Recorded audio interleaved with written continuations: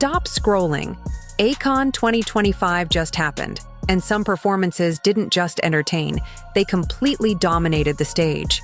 From unexpected rookies to veterans controlling every second, these 10 acts broke the festival in ways you need to see to believe. Hit like if you love mind-blowing stages, share with someone who lives for K-pop, and subscribe for more exclusive deep dives into performances that change the game. Acon 2025 felt different the moment the lights came on. Rookies stood beside veterans. Hunger met authority. The crowd was global, not loyal. Watching, not forgiving. Every move was judged instantly. If your stage lacked power, the silence exposed it. Number 10. Kiki, the surprise nobody predicted. Before Acon 2025 began, Kiki wasn't a name dominating predictions. They weren't trending, they weren't headlining discussions, and that was exactly why their performance hit so hard. From the opening seconds, something felt unusually sharp. Their entrance wasn't loud, it was confident. No hesitation, no nervous energy, just presence. What stood out immediately was synchronization. Not flashy, not forced. Clean, intentional, almost disciplined beyond their stage time. Each transition landed precisely, creating a rhythm that pulled the crowd in without asking for attention. And then, something rare happened. With every song, the audience response grew. Not from fandom chants, from curiosity. People started leaning forward. Phones lifted again. Whispers spread across sections. Who are they? By the final moments, Kiki had transformed from an unknown name into a shared discovery. Clips began circulating before their stage even ended, not because of gimmicks, but because the performance felt unexpectedly complete. They didn't arrive viral. They left viral. Acon 2025 didn't introduce Kiki to the world. It caught the exact moment the world noticed them. Number 9. QWER, when chaos turns into control. On paper, QWER's performance looked risky. High energy, unpredictable structure. A concept that could easily collapse under pressure. But live on the Acon 2025 stage, that chaos became their weapon. From the first beat drop, QWER refused to settle into comfort. Movements were explosive, expressions were exaggerated, the pacing felt almost unstable, until you realized it wasn't messy at all. It was intentional disorder, carefully controlled beneath the surface. Their biggest strength wasn't choreography, it was personality. Every member performed outward, not toward cameras but toward people. Eye contact, gestures, spontaneous reactions. The crowd didn't just watch, they participated. You could feel the feedback loop forming. Energy went out. Energy came back louder. Some moments weren't technically perfect, and that made them better. The rawness created tension. The unpredictability kept eyes locked. You never quite knew what was coming next, and that uncertainty made the stage addictive. QWER proved something important at Acon 2025. Not every performance needs polish to dominate. Sometimes what wins the crowd is emotion that refuses to behave, messy on paper, electric in reality, and unforgettable in the moment. Number 8. Yena, solo power in a group-dominated festival. In a festival built around groups, Yena walked onto the Acon 2025 stage alone and somehow made it feel full. There were no backup members to share attention, no formation to hide behind. Every second depended entirely on her presence. And that's where she won. From the first note, Yena projected confidence that didn't rely on volume or exaggeration. Her live vocals were steady, controlled, and emotionally intentional. Not chasing perfection, but commanding the moment. She knew exactly when to push, when to pull back, and when to let silence work for her. What elevated the performance most was her facial control. On a massive stage, small expressions often disappear. Yena made them visible. Every smile, every glance, every shift in emotion traveled beyond the front row and reached the back of the arena. While much of Acon 2025 leaned into darker, heavier concepts, her brighter energy became contrast, not weakness. It refreshed the crowd, it reset attention. Suddenly, people weren't comparing stages anymore. They were simply watching. Yena didn't try to overpower the festival. She balanced it. Her performance proved something rare. You don't need numbers, effects, or overwhelming force to dominate a stage. Sometimes one artist with complete control is enough to hold an entire arena still, and that deserves respect. Number 7. Nexz. Rookie discipline on full display.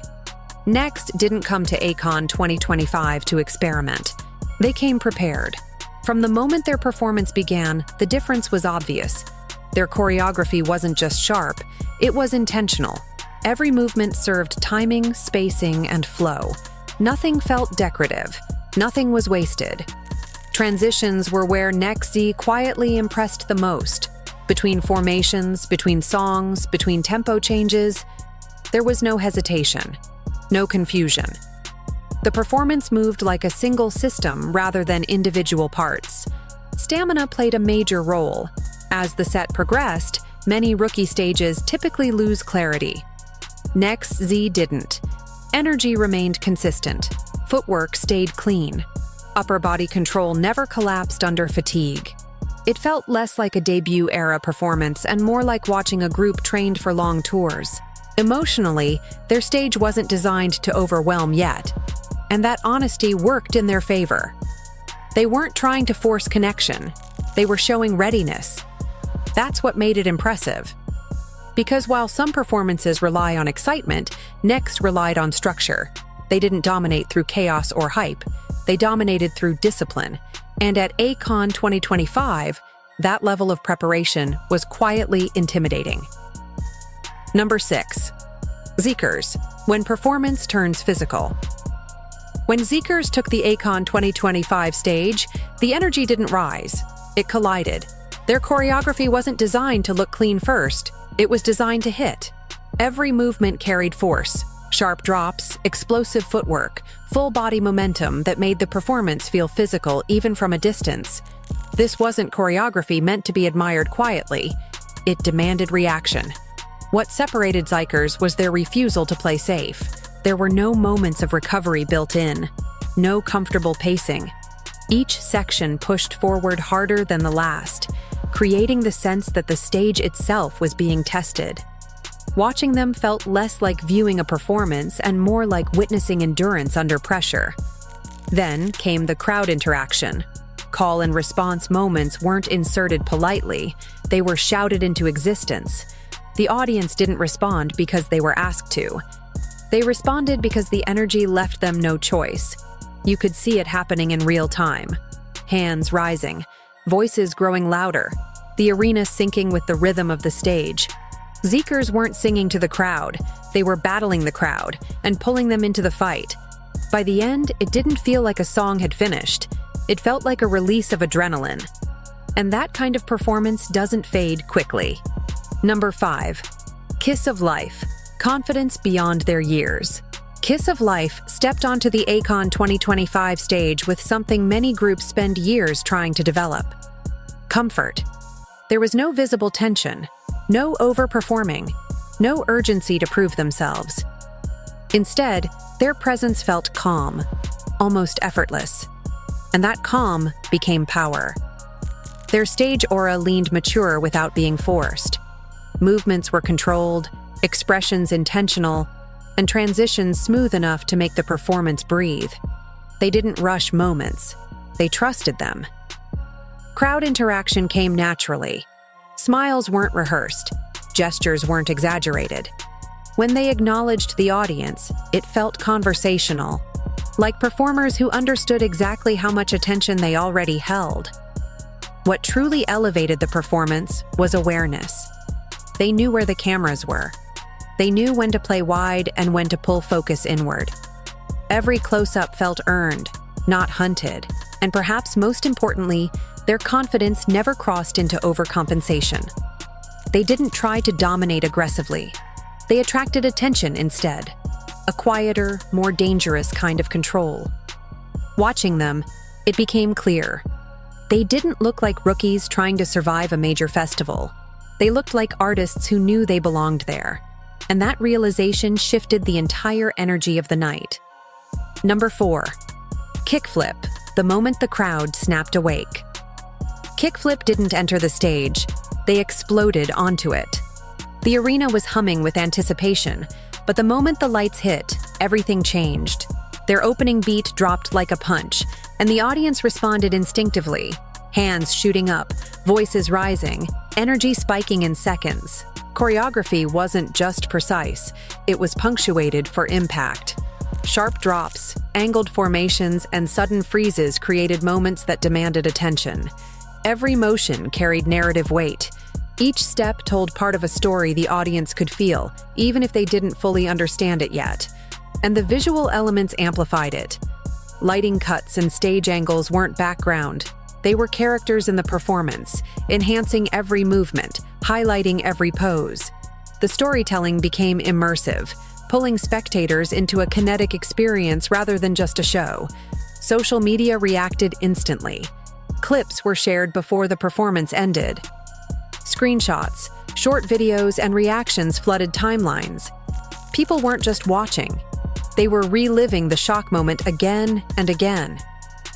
Kickflip proved that a stage can pivot in a heartbeat. One performance, one entrance, one series of perfect drops, and suddenly the festival didn't just continue. It remembered them. Acon 2025 stopped for a second, and Kickflip owned that second entirely. Number 3. Ateez, veterans who know exactly what they're doing. When Ateez stepped on stage, the room felt smaller, in the best way. Veterans don't rush moments. They let them breathe. Every pause, every gesture, every note was deliberate.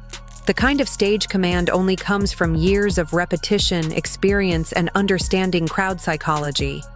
Watching Ateez wasn't about the spectacle. It was about precision meeting emotion.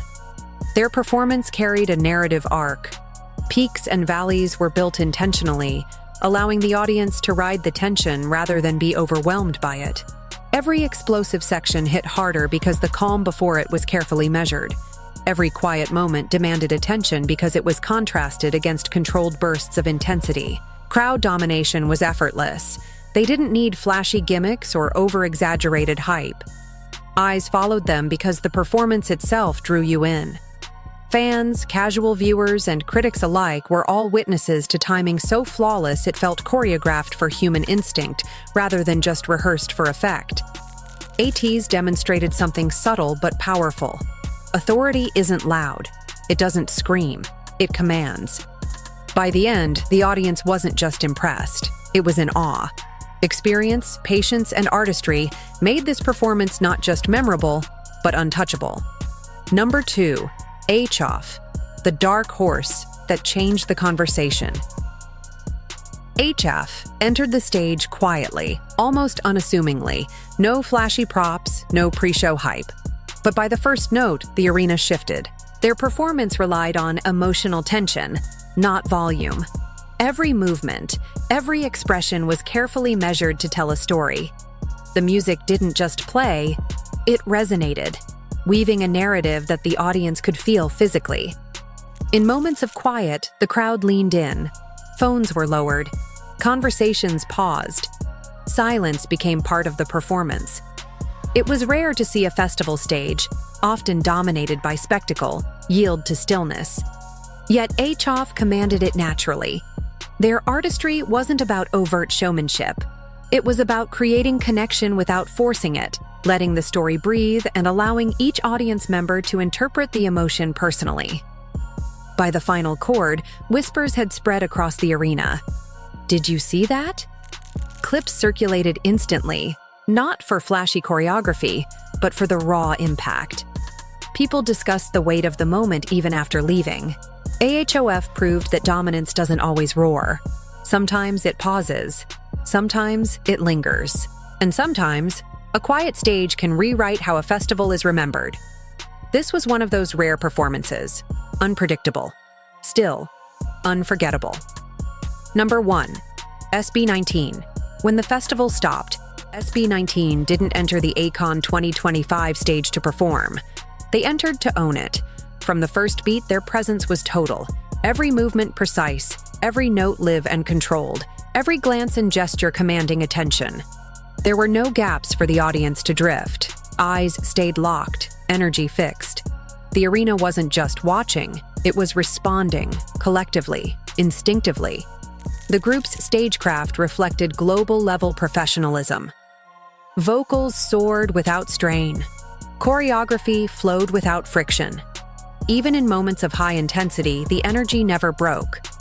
Every beat, pause, and transition was calculated to maximize emotional impact, and the crowd's reaction mirrored it perfectly. Gasps, cheers, synchronized chanting, an orchestra of awe. But the real genius of SB19's set wasn't technical. It was emotional. They didn't perform for Acon. They performed with it, bending the festival's energy to their control. The audience didn't react because they had to. They reacted because SB19 dictated the moment. By the final note, it was clear. This wasn't just another performance. This was a takeover. Acon didn't end. It paused. SB19 had rewritten the experience entirely. Goosebumps weren't optional. They were inevitable. If you felt the energy of Acon 2025 with us, don't let it stop here. Like this video, share it with fellow fans, and subscribe for more deep dives into the performances that define a generation. Your next favorite stage is waiting.